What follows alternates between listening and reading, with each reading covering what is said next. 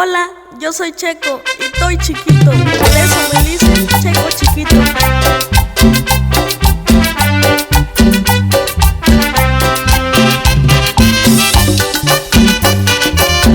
Ahí viene Checo, ahí viene Checo. Checo chiquito mató a su mujer, con un garrotito la puso a moler. Checo chiquito mató a su mujer, con un garrotito la puso a moler. Checo chiquito mató a su mujer, a puro besito que saben a miel. Checo chiquito mató a su mujer, a puro besito que saben a miel. Ahí viene Checo. Y le tengo miedo a Checo.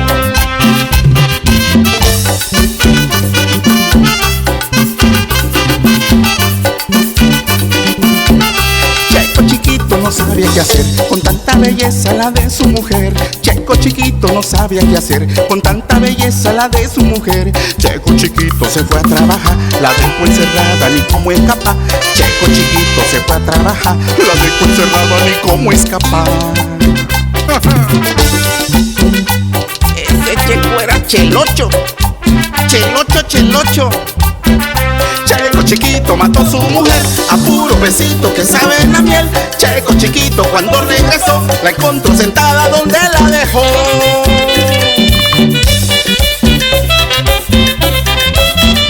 Ese, mi director, señor de Petatlán, Eugenio Quintas. Como siempre, mi hermano. Checo chiquito mató a su mujer, a puro besito que saben a miel. Checo chiquito cuando regresó, la encontró sentada donde la dejó.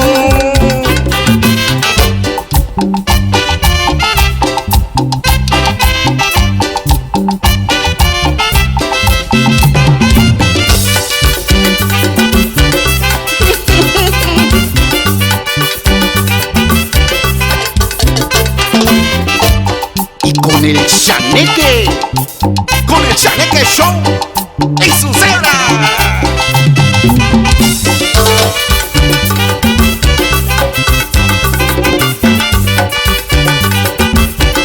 Checo chiquito mató a su mujer, a puro besito que saben a miel. Checo chiquito cuando regresó, la encontró sentada donde la dejó.